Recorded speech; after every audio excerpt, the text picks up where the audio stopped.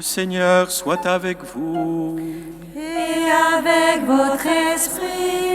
Évangile de Jésus-Christ selon saint Luc. Gloire à toi, Seigneur. En ce temps-là, on venait de crucifier Jésus et le peuple restait là, à observer. Les chefs tournaient Jésus en dérision et disaient « Il en a sauvé d'autres, qu'il se sauve lui-même, s'il est le Messie de Dieu, l'élu. » Les soldats aussi se moquaient de lui. S'approchant, ils lui présentaient de la boisson vinaigrée en disant « Si tu es le roi des Juifs, sauve-toi toi-même. » Il y avait aussi une inscription au-dessus de lui « Celui-ci est le roi des Juifs. » L'un des malfaiteurs suspendus en croix l'injuriait. « N'es-tu pas le Christ ? Sauve-toi toi-même et nous aussi. » Et l'autre lui fit de vifs reproches. « Tu ne crains donc pas Dieu, et pourtant un condamné toi aussi. Et puis pour nous, c'est juste. Après ce que nous avons fait, nous avons ce que nous méritons. Mais lui, il n'a rien fait de mal. » Et il disait, « Jésus, souviens-toi de moi dans ton royaume. »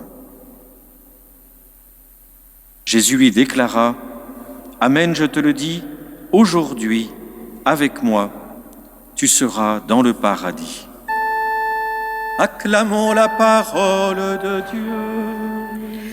Louange à toi, Seigneur Jésus.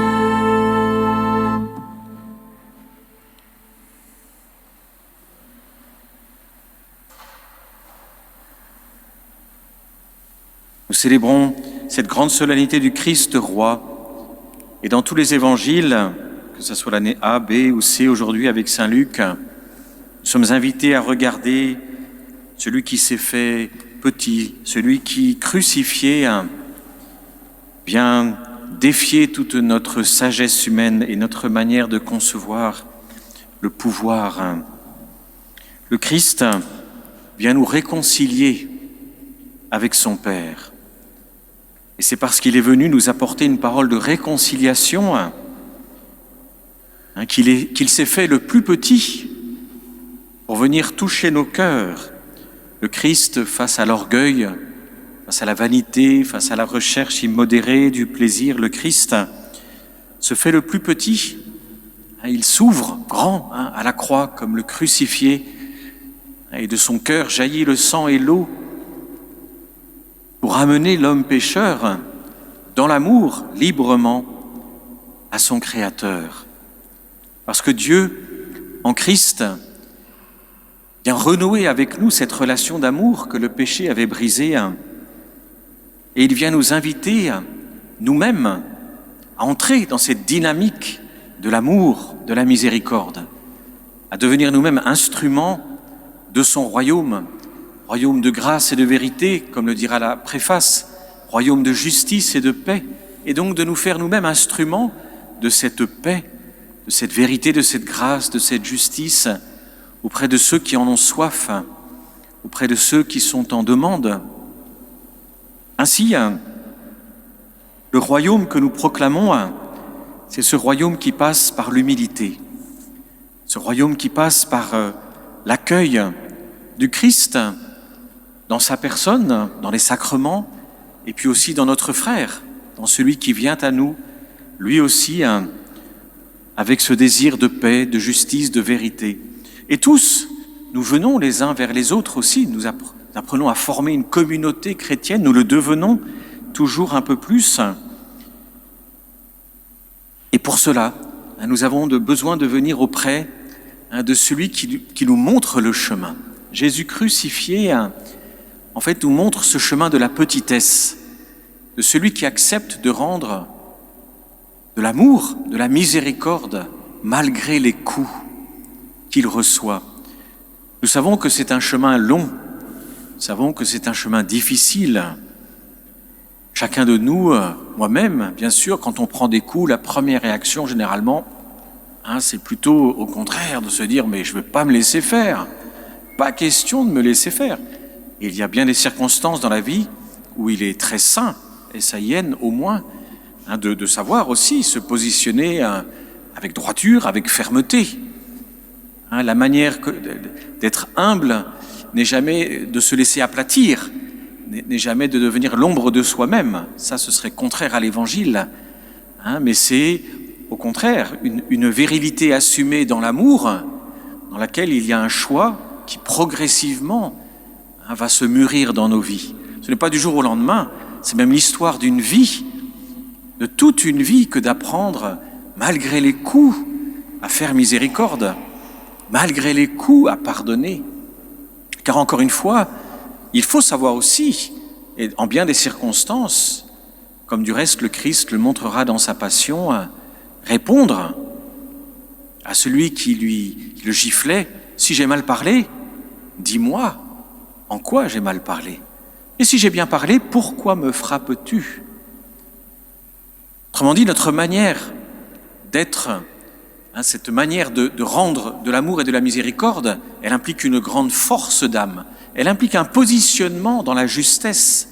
Et c'est pour ça qu'il n'est pas simple de devenir vraiment charitable. Parce que parfois, pour être charitable, il faut au contraire être ferme. La miséricorde peut demander d'être au contraire bien campé, ferme sur des positions. Et puis on apprend à le faire, on apprend à être dans cette fermeté, de garder la douceur. C'est tout un apprentissage, c'est tout un apprentissage. C'est pour ça qu'il est difficile et c'est pour ça qu'on s'y reprend, c'est pour ça que nous tombons. Mais le Christ est là. Le Christ est là, il nous est donné.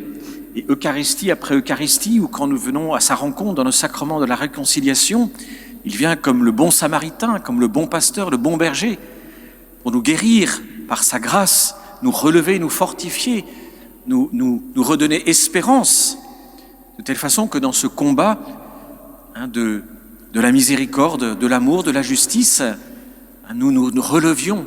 N'ayons pas peur de nos chutes, soyons plutôt promptes à nous relever. Ne soyons pas tant surpris de nos chutes que de ne pas nous relever. Car en fait, le grand combat, c'est d'apprendre à se relever de nos chutes. Les chutes, nous en avons tous. Il ne nous appartient pas d'être parfaits. Il ne nous appartient pas d'être dans une forme d'impeccabilité, comme si la vie chrétienne aurait consisté à toujours faire bien. Non, non. Dans la mesure où nous voulons grandir, croître, et parce que nous sommes exposés, que nous nous exposons à ceux qui viennent à notre rencontre, on se trouve dans des situations où nous sommes mis à l'épreuve, qui nous tapent sur les nerfs, pour dire les choses plus simplement, qui nous agacent, dont on a ras-le-bol. Et à travers tout cela, nous sommes vainqueurs quand nous apprenons à nous relever. Ne nous inquiétons pas tant d'avoir des difficultés, c'est normal. Tous ceux qui nous ont précédés dans la foi nous montrent qu'eux aussi ont eu ces combats. Et nous apprenons progressivement à dompter notre caractère.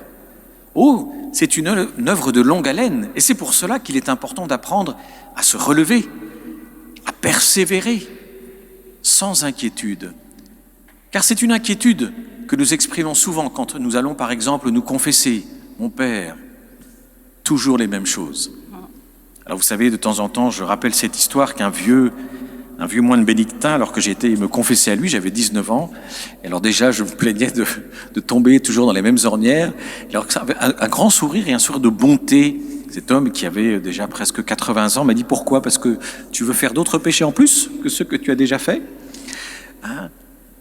Pour nous dire, chacun, nous avons des lieux de chute, parce que nous avons des lieux de combat qui sont liés à notre tempérament, qui sont liés à notre personnalité. Ne nous en inquiétons pas. En fait, ce qui est important, comme je vous disais, c'est de nous apprendre à nous relever. Mais souvent on se dit, mais comment Dieu me regarde-t-il? Comment le Christ me regarde-t-il? Eh bien, l'évangile d'aujourd'hui, de façon splendide, car la page de l'évangile que nous avons aujourd'hui fait partie des plus belles pages de l'évangile. Cette page nous l'enseigne. Cet homme, ce larron, dont la tradition a gardé le nom, Dismas, dit, ben oui, moi c'est juste que je sois là où je suis. Et il dit ça à son compagnon qui insulte le Christ. C'est juste que nous soyons là. Il sait ce qu'il a fait. Il sait qu'il a mérité la crucifixion. Il fallait tuer. Il fallait récidiver pour arriver à la croix. Ce n'est pas par de simples larcins. Cet homme sait qu'il est coupable. Et pourtant, il va dans des termes d'une grande simplicité exprimer sa foi. Soudainement, du plus profond de son cœur, va jaillir un acte de foi. Jésus, souviens-toi de moi quand tu viendras dans ton royaume. Un acte de foi tout simple. Bien sûr, ce n'est pas, même s'il est bon, le credo que nous professons tous les dimanches et qui englobe toute la foi, mais c'est un véritable acte de foi qui jaillit du cœur et qui nous apprend que quand nous sommes nous-mêmes dans la prière, nous n'avons pas besoin, nous pouvons laisser notre confession, notre profession de foi jaillir de nos entrailles, de notre cœur, comme ce cri « Souviens-toi de moi, Jésus, quand tu viendras dans ton royaume ». Et la réponse du Christ, nous la connaissons tous, est magnifique. Aujourd'hui. Ça, c'est extraordinaire. Vous voyez, à chaque fois que nous sommes dans le doute, que nous disons « Ah Seigneur, comment me regardes-tu, moi qui suis un pécheur, moi qui tombe toujours dans les mêmes ornières ?» Eh bien, quand nous lui disons « Jésus, souviens-toi de moi », il nous dit « Aujourd'hui, aujourd'hui, avec moi, tu seras dans le paradis. » Voilà comment le Christ nous regarde. Et c'est en cela que je trouve ce tableau très significatif, parce on voit ce jaillissement de vie qui est exprimé à travers le rouge. C'est le jaillissement du baptême et du pardon qui jaillit du cœur du Christ quand humblement nous venons le confesser. Aussi, n'ayons pas peur de venir auprès de ce roi, de ce grand roi de l'univers, parce qu'il connaît notre cœur et parce qu'il voit notre bonne volonté. Il voit que nous voulons le suivre. Aussi, quand c'est difficile et quand nous retombons dans les mêmes choses, les mêmes péchés, disons oui, Seigneur, Jésus, souviens-toi de moi quand tu viendras dans ton royaume. Parce que dans cet acte de foi, l'Évangile lui-même nous donne le regard du Christ. Aujourd'hui, avec moi, tu seras dans le paradis. Puis cette parole nous consoler dans notre combat spirituel, dans nos difficultés, à persévérer. Et quand nous avons à être dans l'endurance, c'est-à-dire à supporter vaillamment des choses qui se répètent et qui sont difficiles, gardons cette parole du Christ dans nos cœurs. Et souvenons-nous, car c'est tellement important, que le plus important, c'est d'apprendre à nous relever. C'est là le grand combat de la foi et de l'espérance. Laissons de côté ce désir parfois que nous avons, équivoque et mal placé du reste, de vouloir être impeccable, comme si nous devrions nous présenter, vous voyez, sans faute, vous voyez, avec une robe impeccable ou un pantalon super bien, nickel. Non. La grandeur, notre grandeur, elle se manifeste d'abord dans notre foi et notre espérance par laquelle nous nous relevons, forts et sûrs, grâce à la miséricorde du Seigneur, qu'il est avec nous. Demandons cette grâce au Christ de rentrer dans cette force de l'espérance qui nous relève, dans cette conviction de l'espérance qui nous fait dire sans cesse que l'important, malgré toutes nos chutes, toutes nos faiblesses, c'est sans cesse de reprendre avec courage, avec détermination, ce chemin de la sainteté, humblement, dans la confiance que petit pas après petit pas, c'est lui, le Christ, dans l'Esprit Saint, qui réalise cette œuvre magnifique de sa miséricorde. Ne nous inquiétons pas, encore une fois, de voir que cette sainteté n'apparaît pas. Regarde dans la glace le matin, on est toujours les mêmes depuis bien longtemps. Oui, Dieu cache ses œuvres. Dieu aime à cacher ses œuvres, comme il s'est caché lorsqu'il est venu s'incarner dans le sein de la Vierge Marie. Il s'est caché dans cette famille pendant 30 ans.